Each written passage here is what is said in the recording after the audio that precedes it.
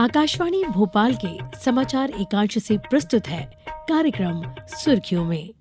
आज का विषय है लोकतंत्र का महापर्व 17 नवंबर 2023 और हमारे आज के इस अंक में आप सुनेंगे प्रदेश में किस तरह से मतदान की तैयारियां चल रही हैं।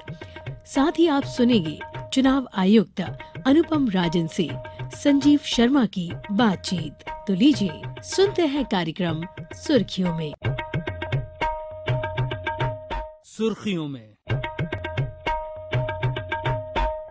आकाशवाणी मध्य प्रदेश के साप्ताहिक कार्यक्रम में आपका स्वागत है।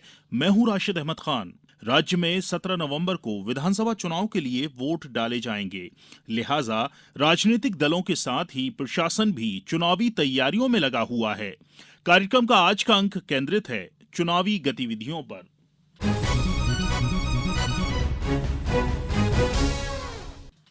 शहडोल जिले में क्या गतिविधियां चल रही हैं, बता रहे हैं हमारे संवाददाता अरविंद पांडे।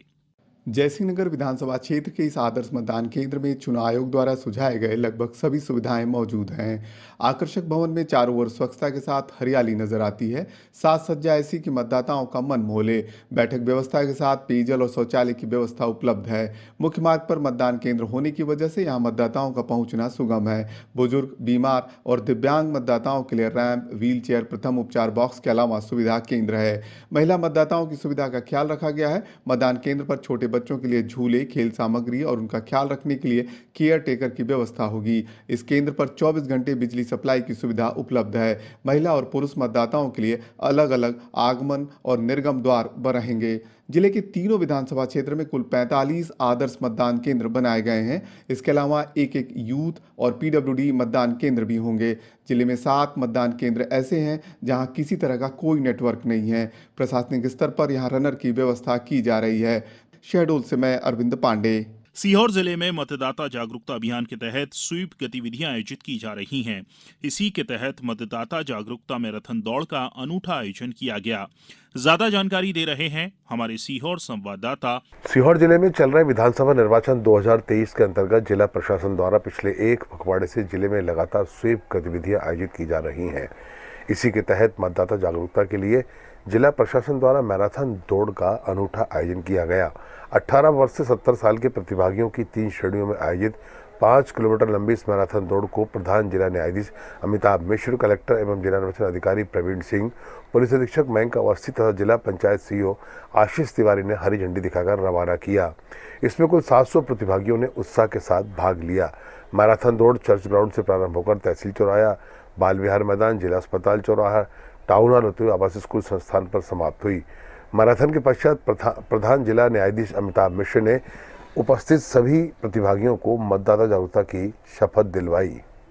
तीनों ही श्रेणियों में मैराथन दौड़ में प्रथम आने वाले प्रतिभागियों को एलईडी टीवी, द्वितीय को रेफ्रिजरेटर और तृतीय को मिक्सर ग्राइंडर प्रदान किया गया। आयोजक जिला प्रशासन के सहायक कलेक्टर ने इस आयोजन को सफल बताया।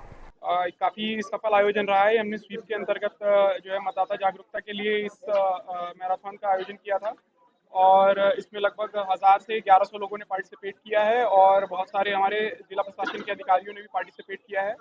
और मुझे उम्मीद है कि इस शहर में एक मतदान के प्रति जो जागरूकता हम चाहते थे उसमें माहौल बनेगा और हमें उम्मीद है कि ज़्यादा से ज़्यादा लोग सीहोर के वोट डालने आएंगे। मेरी सीहोर के मतदाताओं से यही अपील है कि ज़्यादा से ज़्यादा संख्या में वोट करें और जो हमारा 90% से ज़्यादा मतदान का सीहोर का लक्ष्य है उसे पूर्ण करें। सीहोर से प्रदीप चौहान। अब चलते हैं रतलाम, जहां से हमारी संवाददाता अदिति मिश्रा चुनावी तैयारियों को लेकर ज्यादा जानकारी दे रही हैं। रतलाम जिले की 5 विधानसभा सीटों पर निर्वाचन कार्य के लिए जिला प्रशासन के साथ ही सुरक्षा बल और अन्य एजेंसियां तेजी से अपना काम कर रही हैं। प्रशिक्षण के साथ ही सुरक्षा बल त्योहारी सीजन में सीमाओं पर चेकिंग और पोस्टिंग भी बढ़ा चुके हैं। अंतर्राज्यीय सीमाओं पर भी विशेष नजर रखी जा रही है। इसके साथ ही निर्वाचन में जो सबसे महत्वपूर्ण हिस्सा है वो है मतदाता जागरूकता का, जिसके लिए स्वीप के नोडल अधिकारी रजनीश सिन्हा और सहायक नोडल अधिकारी अंकिता पंड्या के निर्देशन में अनूठी पहल की जा रही है। रतलाम जिले के बाजना क्षेत्र में आदिवासियों और केवट समाज के मछुआरों को प्रेरित करने के लिए नए नए प्रयोग किए गए हैं। पर्यवेक्षक एहतेशाम अंसारी के नेतृत्व में मतदाता जागरूकता के लिए माही नदी में उतरकर मछुआरों को प्रेरित किया गया। इसके साथ ही यहाँ काक भगोड़े की मदद से भीली बोली में गाने बनाकर भी प्रचारित किए गए हैं। इनका असर भी अब देखा जा रहा है। ईंट भट्टों में काम करने वाले मजदूरों को भी जागरूक करने के लिए ढोल बजाकर नाचते गाते गीत गाए जा रहे हैं। खास बात यह है कि ये सभी गीत स्थानीय बोलियों में होने के कारण काफी पसंद किए जा रहे हैं। पूरे जिले में कहीं मेहंदी बनाकर तो कहीं पाती लिखकर भी मतदाताओं से मतदान करने की अपील की जा रही है।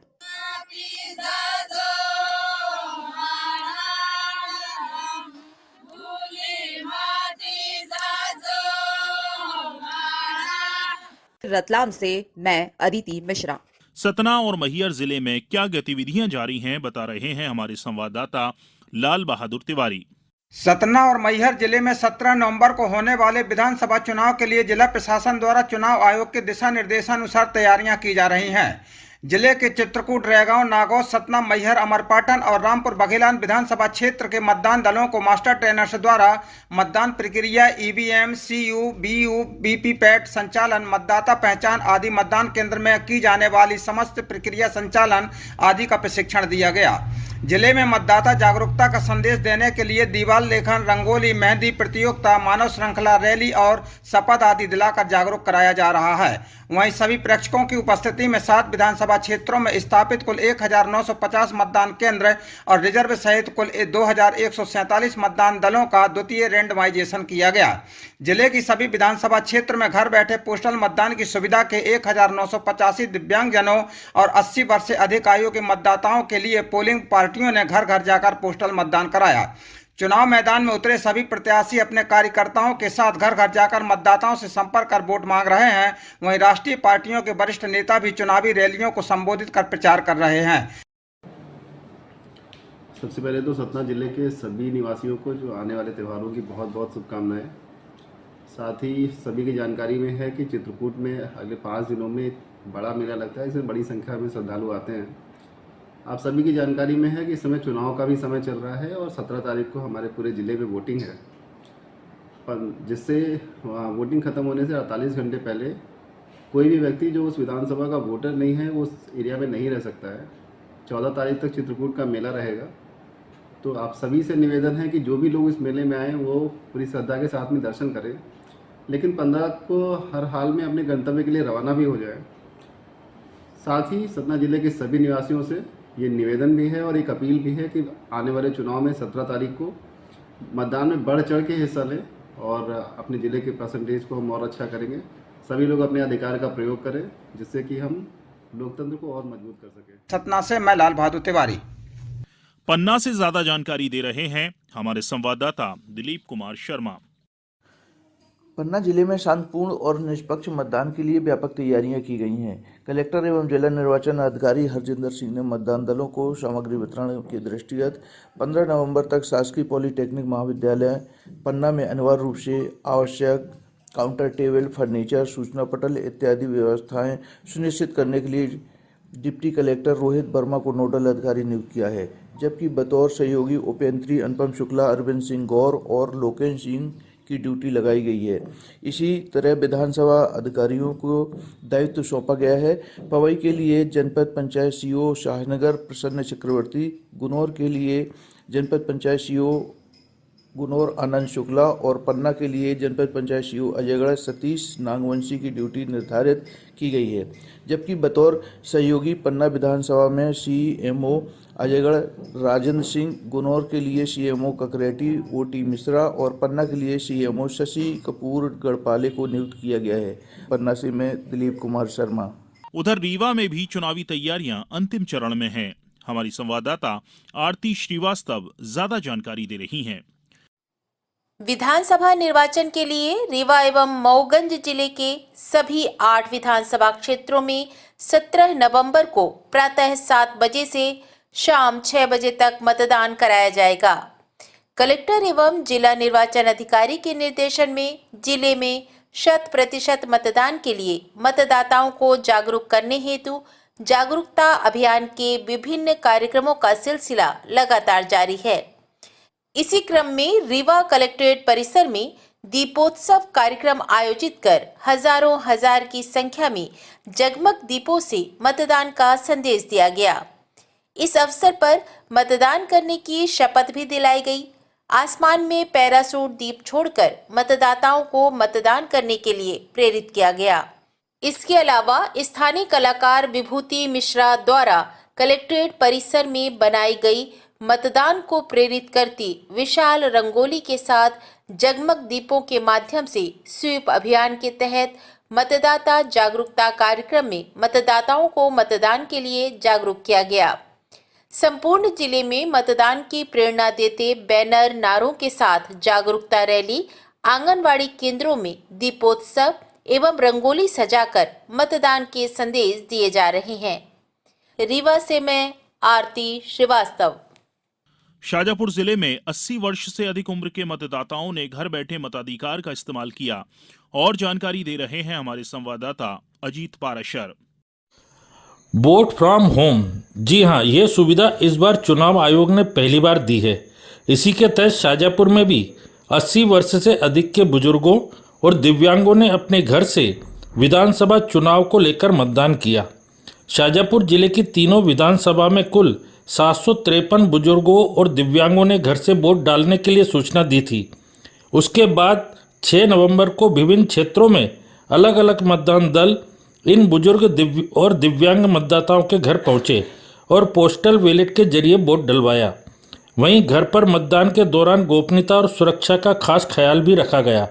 मतदान के लिए बाकायदा वोटिंग कंपार्टमेंट बनाया गया। 6 नवंबर को मतदान की शुरुआत हुई और किसी कारणवश जो मतदाता इस दिन अपने घर पर उपलब्ध नहीं हुए, उनके लिए मतदान दल 10 नवंबर को दोबारा उनके घर गए और मतदान करवाया। चुनाव आयोग ने पहली बार 80 वर्ष से अधिक के बुजुर्गों और 40% से ज़्यादा दिव्यांगों को घर से वोट डालने की सुविधा दी है। वहीं इस दौरान घर से मतदान करने वाले बुजुर्ग मतदाता सहित दिव्यांग खुश दिखाई दिए। उन्होंने आयोग की इस पहल की जमकर तारीफ की। जानकारी देते हुए जिला उप निर्वाचन अधिकारी अखिल राठौर ने इसे अभिनव पहल बताते हुए जानकारी दी कि जिले के तीनों विधानसभाओं से 753 बुजुर्ग और दिव्यांगों ने इस व्यवस्था को सिलेक्ट किया था। उनमें से 718 लोगों ने घर बैठे मताधिकार का प्रयोग किया, जबकि 19 लोग अनुपस्थित रहे।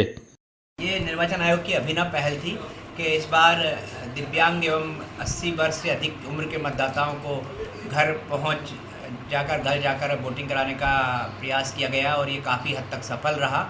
और इसमें हमारे ज़िले में तीनों विधानसभाओं में कुल 753 मतदाताओं ने ये व्यवस्था को ऑप्ट किया था, इसको सिलेक्ट किया था और इसके अगेंस्ट 718 लोगों की वोटिंग कराई गई। अर्थात 96% से ऊपर हम लोगों ने मतदान इस व्यवस्था के तहत कराया और जिसमें मात्र 19 लोग हैं वो उपस्थित पाए गए दूसरी बार में भी। अतः ये व्यवस्था और ये आयोग की ये अभिनव पहल बहुत हद तक सफल कही जा सकती है। ठीक, थैंक यू। शाजापुर से अजीत पाराशर की रिपोर्ट। आज सुर्खियों में हम आपको सुनाने जा रहे हैं मुख्य निर्वाचन पदाधिकारी अनुपम राजन से आकाशवाणी संवाददाता संजीव शर्मा की बातचीत। ये बातचीत आधारित है प्रदेश में हो रही निर्वाचन से संबंधित तैयारियों पर, स्वीप गतिविधियों पर। तो आइए इस बातचीत को सुनते हैं। सर, तो किस तरह की तैयारियां हैं चुनाव आयोग की और कैसी तैयारियां हैं, कितनी तैयारियां हैं? पूरी तरह तैयार हैं हम लोग चुनाव के लिए। तो चुनाव की तैयारियां तो लगभग चुनाव की जो संभावित तिथि होती है उसके 1 साल पहले से हम लोग आरंभ कर देते हैं। बहुत सारी गतिविधियां होती हैं, बहुत सारी एक्टिविटीज़ हैं। तो सारी गतिविधि जो सारा काम है वो अपने निर्धारित समय के अनुसार चल रहा है, चाहे वो ट्रेनिंग हो, चाहे वो मतदान दलों का गठन हो, मशीन की व्यवस्था हो, या स्ट्रॉन्ग रूम की स्थिति हो, काउंटिंग सेंटर का अरेंजमेंट हो। तो जितनी भी गतिविधि हैं वो सारी गतिविधि निर्धारित समय के हिसाब से चल रही हैं और हम चुनाव के लिए पूरी तरह तैयार हैं। सर, प्रदेश में 5 करोड़ से ज़्यादा मतदाता हैं, तो कितना मुश्किल होता है इतने ज़्यादा मतदाताओं के लिए तमाम संसाधन जुटाना, सुविधाएं जुटाना? ये बात सही है कि हमारे स्टेट में आज की तारीख में जो मतदाताओं की संख्या है वो लगभग 5 करोड़ 60 लाख है, जिसमें युवा भी काफ़ी हैं, महिलाएं हैं 51%, लगभग पुरुष हैं 49% महिलाएं हैं अच्छी बात यह है कि इस बार काफ़ी बड़ी संख्या में युवाओं के, महिलाओं के नाम जुड़े हैं और हमारे जो मतदान केंद्र हैं वो करीब 64,500 हैं, 64,523 हैं। तो इन मतदान केंद्रों तक दूर दराज के गाँव में मतदान केंद्र हैं, जंगलों में मतदान केंद्र हैं, बालाघाट, मंडला जो इस तरह के इलाके हैं वहाँ 40 लोगों पे भी एक मतदान केंद्र बनाया गया है। काफ़ी दूर तक जा कर के मतदान केंद्रों की व्यवस्था की गई है। प्रयास ये होता है आयोग का कि लोगों को ज़्यादा दूरी तय नहीं करनी पड़े और वेट भी ज़्यादा नहीं करना पड़े मतदान के लिए, और कोई व्यक्ति छूटे नहीं। तो अगर एक व्यक्ति भी है तो उसके लिए हम ऐसी व्यवस्था सुनिश्चित करते हैं कि वोट डाल सके। लेकिन सभी मतदान केंद्रों के लिए कर्मचारियों की व्यवस्था, सामग्री की व्यवस्था, आने जाने के लिए परिवहन की व्यवस्था, मतदान केंद्रों पर भी चूँकि मतदान दल वहाँ मतदान के दिनांक के एक दिन पहले जाता है और वहाँ रुकता है, तो उसके लिए भी जो बेसिक ज़रूरतें होती हैं, जो बुनियादी ज़रूरत होती है उसकी व्यवस्था। मतदाता जो मतदान के दिन आता है तो सामान्य मतदाता के अलावा हमारे दिव्यांग साथी भी आते हैं, बुजुर्ग लोग भी आते हैं, महिलाएं भी आती हैं, कई बार गर्भवती माताएं भी होती हैं। तो उनकी आवश्यकता को देखते हुए रैंप की व्यवस्था, वॉलंटियर की व्यवस्था, व्हीलचेयर की व्यवस्था, वेटिंग एरिया की व्यवस्था, तो ये तमाम सारी चीज़ें की जाती हैं जो की गई हैं। सर, जैसे आप अभी बता भी रहे थे कि कई मतदान केंद्र बड़े दूर हैं, जंगल में हैं, तो ऐसे कोई मतदान केंद्र या इस तरह के केंद्रों के बारे में कुछ आप शेयर करना चाहेंगे जहां मोस्ट डिफ़िकल्ट जिनको आप मान रहे हैं? देखिए, मोस्ट डिफ़िकल्ट वैसा नहीं है कि वहाँ पहुँच का कोई साधन नहीं है, लेकिन ज़रूर है कि घने जंगलों के अंदर मतदान केंद्र हैं, खास करके बालाघाट में, मंडला में। कुछ एक इलाके हमारे ऐसे ज़रूर हैं, लेकिन जहाँ जैसे गांधी सागर का जो बैक वाटर है डैम का, तो कई बार पानी ज़्यादा होने से वहाँ पे बोट से भी जाना पड़ता है। बट अभी नवंबर में 17 नवंबर तक तो ऐसी स्थिति नहीं होगी, लेकिन ऐसे कुछ क्षेत्र ज़रूर हैं जहाँ जाने में आम स्थान की तुलना में थोड़ा ज़्यादा कठिनाई का सामना करना पड़ता है। लेकिन हम लोग पूरी तरह से कमिटेड हैं, जैसा मैंने पहले कहा कि स्थिति परिस्थिति कुछ भी हो, हर व्यक्ति को मतदान का अधिकार मिले और सुगमता से मिले, उसके लिए हम लोग पूरी तरह से तैयार हैं। नर्मदापुरम के मतदान केंद्र का उल्लेख तो मुख्य चुनाव आयुक्त ने भी किया था कि वो डिफ़िकल्ट है। दूसरा सर, बालाघाट या इस तरह का जो नक्सल प्रभावित एरिया है, वहाँ किस तरह की तैयारियाँ कर? देखिए, बालाघाट के 3 विधानसभा क्षेत्र नक्सल प्रभावित हैं, उस श्रेणी में हैं। तो एक तो ये हम लोग करते हैं कि वहाँ जो मतदान का समय होता है वो बाकी राज्यों के समय की तुलना में थोड़ा सा अलग है। तो पूरे स्टेट में जो मतदान का समय है हमारा 7 बजे सुबह से 6 बजे शाम तक है। बालाघाट में मंडला के कुछ बूथ्स में 55 बूथ मंडला के हैं और डिंडोरी के 40 बूथ हैं। इन पे जो समय है वो 7 बजे सुबह से 3 बजे दिन तक का है। वो वहाँ मतदान थोड़ा जल्दी समाप्त करते हैं ताकि जो पोलिंग पार्टी है, जो हमारा पुलिस बल है, वो आसानी से दिन ढलने के पहले वापस आ जाए। इसके अलावा सुरक्षा की पुख्ता व्यवस्था करते हैं, वहाँ पे मतदाताओं को आश्वस्त भी करते हैं कि कहीं कोई दिक्कत नहीं है, वो निर्भीक होकर के अपना मतदान करें। सर, किस तरह का कितना मैन पावर डिप्लॉयमेंट इस बार हो रहा है? जैसे आपने बताया कि ऑलमोस्ट 65,000 के आसपास मतदान केंद्र हैं, तो सिक्योरिटी को लेके, पोलिंग पार्टीज़ को लेके? हाँ, देखिए, एक मतदान केंद्र पे 4 लोग तो होते हैं, मतदान दल में 4 लोग होते हैं। एक पीठासीन अधिकारी होता है और 3 polling officer number 1, number 2, number 3 होते हैं।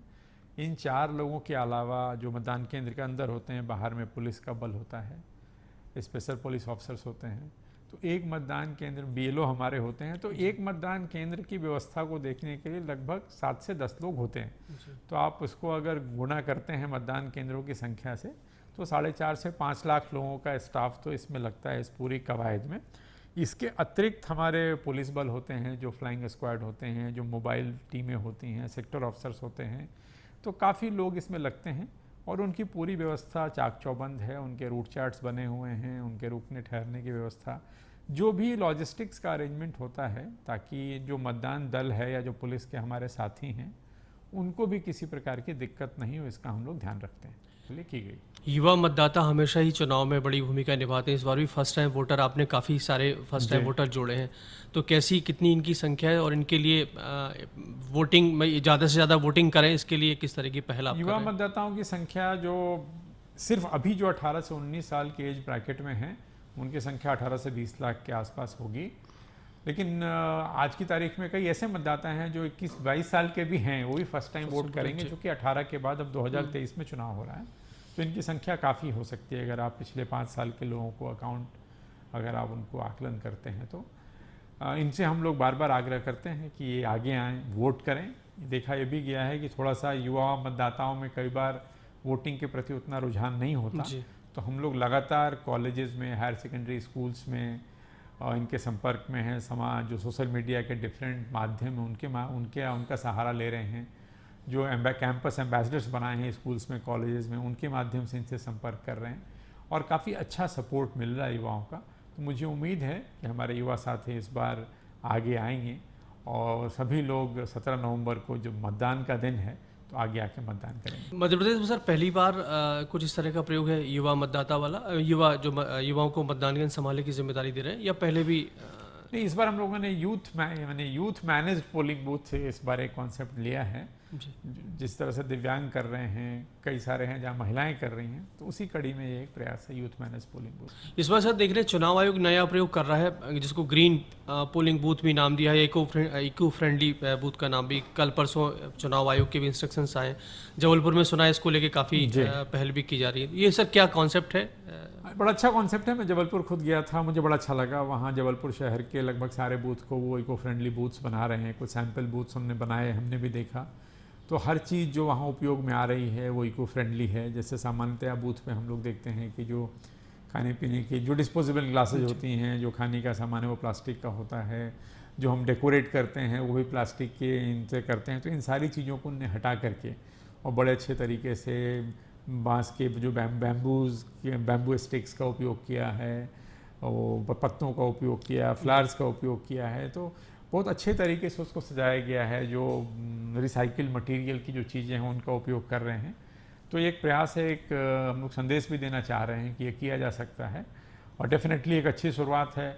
अगर ये धीरे धीरे पिकअप करता है तो आने वाले दिनों में हम लोग इसको और विस्तार देंगे और अधिक से अधिक बूथ हम ग्रीन बूथ के रूप में परिवर्तित करेंगे। इस बार आयोग नई तकनीकी के इस्तेमाल में भी काफ़ी पहल कर रहा है। सी विजिल है या दूसरे भी ऐप आए, तो ये भी काफ़ी मददगार साबित हो रहे हैं राजनीतिक दलों के लिए भी और मतदाताओं के लिए भी। हाँ, सी विजिल के माध्यम से जो आचार संहिता के उल्लंघन की जो शिकायतें हैं, सी विजिल का पूरा पर्पस ही यही है कि नागरिक इसको ऑन करे। उसका नाम ही है सिटीजन विजिल जी। तो नागरिक को कहीं भी कोई चीज़ ऐसी होती दिखती है जो चुनाव के हिसाब से गलत है तो वो उस पर शिकायत कर सकता है। उनकी पहचान भी गोपनीय रखी जाती है और हम लोग 100 मिनट के अंदर उसका निराकरण करते हैं। वो फ्लाइंग स्क्वाड टीम को अलर्ट जाता है और वो मौके पे जाकर के उसको देखती है। कभी शिकायत सही होती है, कभी गलत होती है, लेकिन अगर यदि शिकायत सही है, उसमें तथ्य हैं, तो तत्काल उस पर कार्रवाई होती है और उसका निराकरण करते हैं। सोशल मीडिया की मॉनिटरिंग एक बड़ा सरदर्द है सरकारी एजेंसियों के सभी के लिए। आप लोग कैसे इससे निपट रहे हैं? हम लोगों ने एक सेल बना रखा है, सोशल मीडिया के सेल्स बने हुए हैं जो मीडिया पे चीज़ें चलती हैं उसको देखते हैं। उसमें कुछ नेगेटिव खबरें होती हैं, कुछ पॉजिटिव खबरें होती हैं, कुछ भ्रामक खबरें भी होती हैं जो सही नहीं होती हैं। आजकल सोशल मीडिया से भी ज़्यादा आर्टिफिशियल इंटेलिजेंस का ये हो गया है, जिसमें आपकी आवाज़ में कोई चीज़ डब कर दी जा रही है जो आपने कभी कही नहीं है, या कोई पुरानी क्लिप है उसमें आपकी आवाज़ जोड़ी जा रही है। तो इस प्रकार की चीज़ें भी मिलती हैं जिसको हम लोग संबंधित जो सोशल मीडिया प्लेटफॉर्म है, चाहे वो फेसबुक हो, ट्विटर हो, मेटा जो भी है, उनको कहते हैं कि ये गलत है, इसको वो हटा लें अपने प्लेटफॉर्म से। और कई बार साइबर सेल होता है पुलिस का जो इनको इन्वेस्टिगेट करते हैं, उनको भी सौंपते हैं कि ये शुरुआत कहाँ से हुई और किसने इस तरह से किया।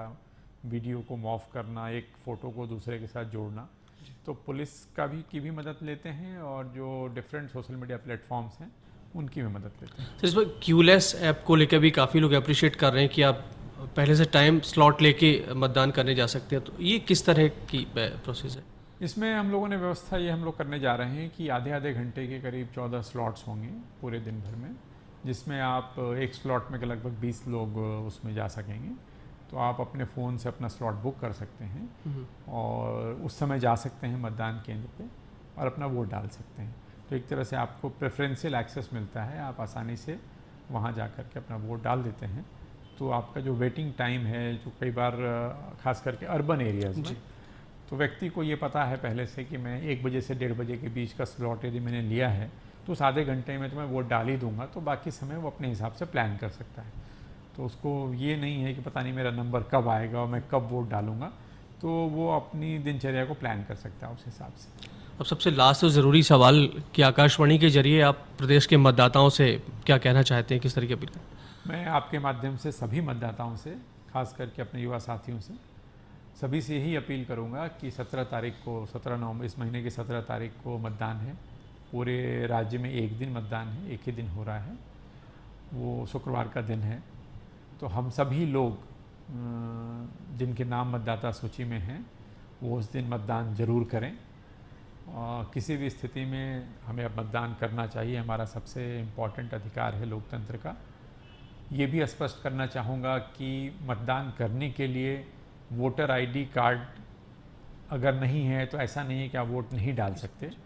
वोटर आईडी कार्ड के अलावा 12 अन्य दस्तावेज हैं जो हम लोग समय समय पर बताते रहते हैं, जैसे आपका आधार कार्ड है, आपका पैन कार्ड है, ड्राइविंग लाइसेंस है, पासपोर्ट है, बैंक की पासबुक है, राशन कार्ड है, कोई अन्य तरह का पहचान पत्र। बेसिक ज़रूरत होती है फ़ोटो जिस पे लगा है और वो फ़ोटो किसी अच्छे अधिकारी के द्वारा प्रमाणित एहसास किए, तो उसके आधार पे भी आप वोट डाल सकते हैं।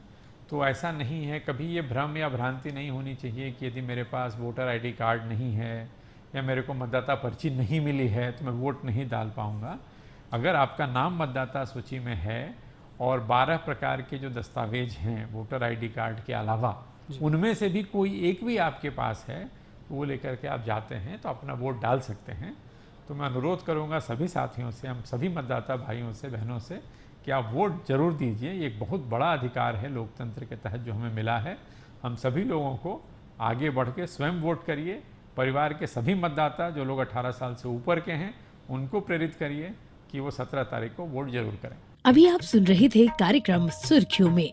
विषय था लोकतंत्र का महापर्व 17 नवंबर 2023। इसी के साथ ये कार्यक्रम यहीं संपन्न होता है। अनुमति दीजिए। नमस्कार। सुर्खियों में